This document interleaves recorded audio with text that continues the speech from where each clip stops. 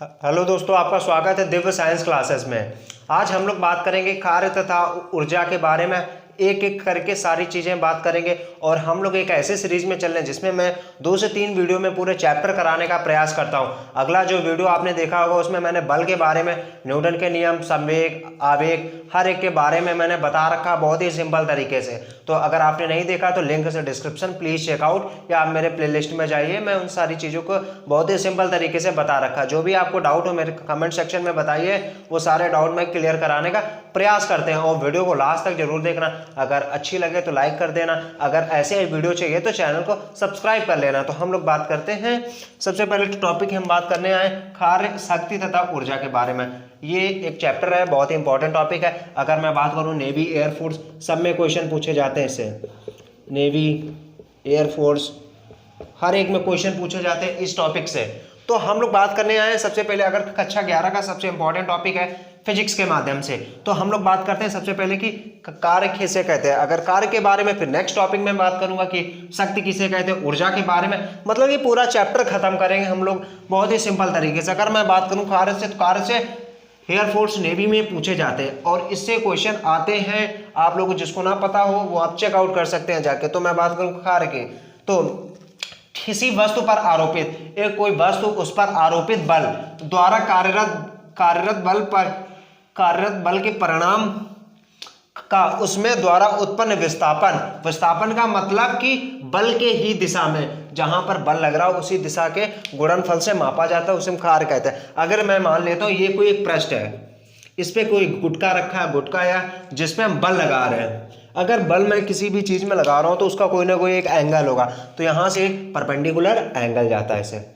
अगर मैं मान लेता हूं, तो अगर यहां से मैं बात करूं इसके और इसके बीच के जो गुणनफल को होगा ना, उसे हम कहते हैं वर्ग। अगर मैं बात करूं वर्ग की फार्मूला की, तो W = F/S। यहां से मुझे क्या पता चलता है कि इसका गुणनफल से मापा जाता है। ये देखिए, बल, कार्यरत बल के विस्थापन के परिणाम, मतलब कि ये देखो विस्थापन के गुणनफल के, मतलब कि F/S। और मैं बात करूं एक सिंपल सबसे इंपॉर्टेंट टॉपिक जो कि नेवी में क्वेश्चन पूछा जा चुका है, कि अगर 2 सदिश गुणनफलों का एक अदिश पाया जाता, तो यही एक राशि होती जो कि कार्य की बात, बल एक सदिश राशि है एंड विस्थापन भी एक सदिश राशि है। इससे मुझे पता चलता है कि कार्य एक अदिश राशि है। ये इंपॉर्टेंट टॉपिक है। इनके गुणनफलों का जो होगा ना, ये होती है अदिश राशि। अगर मैं इसके मात्रक की बात करूं और यूनिट की बात करूं और डायमेंशन की बात करूं, तो m/L²T⁻²। अगर आपको पता होगा जितनी भी ऊर्जाएं होती हैं एंड कार्य का मात्रक, सबकी डायमेंशन सेम होती है। मात्रक की बात करोगे तो जूल होता है इसका मात्रक। और हमने बता रखा है कि 1 जूल बराबर 10⁻7 अर्ग। 7 अर्ग कैसे होता है, तो आप मेरे पिछले वीडियो में मैंने बता रखा है न्यूटन के बारे में कि 1 न्यूटन कितने बराबर होता है, 10⁵ डाइन के बराबर होता है। यहाँ के 1 न्यूटन बराबर कितना हो जाएगा, 10⁵। अगर 1 मीटर में कितना होता है, 100 सेंटीमीटर, तो इसको क्या मैं लिख सकता हूँ, 10⁻2 सेंटीमीटर। अगर मैं इसका गुणा कराऊं 10⁵5 और 10⁵2 का गुणा करने पर घातें जुड़ती हैं, ये 2 घात, ये 5 घात, कितनी हो जाएगी, 10⁻7। तो मुझे पता चला कि 1 जूल बराबर 10⁵7 अर्ग।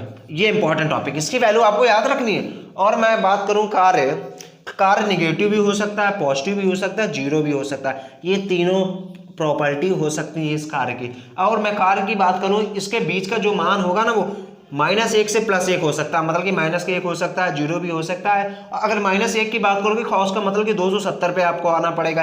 प्लस की बात करोगे तो 90 की बात करोगे।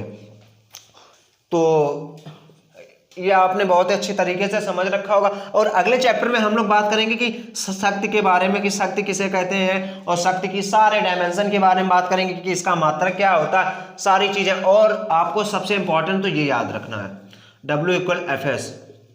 अगर आप सेंटर की बात तो cos थीटा। जैसे मैं एग्जांपल की बात करूं, जैसे खुली होता है, अगर खुली कोई भी वजन आप 90 अंश पे उठाता है, उसका किया गया कार्य बराबर 0 होता है। अब कोई भी चीज अगर 90 अंश पे रखेंगे तो उसका कार्य, क्योंकि cos 90 की वैल्यू 0 होती है, इसलिए 0 होती है। आई होप ये चीजें आपको बहुत ही सिंपल तरीके से समझ में आई होंगी। अगर समझ में आई तो वीडियो को लाइक करिए एंड दोस्तों के साथ शेयर करिए। Thank you and thanks for watching.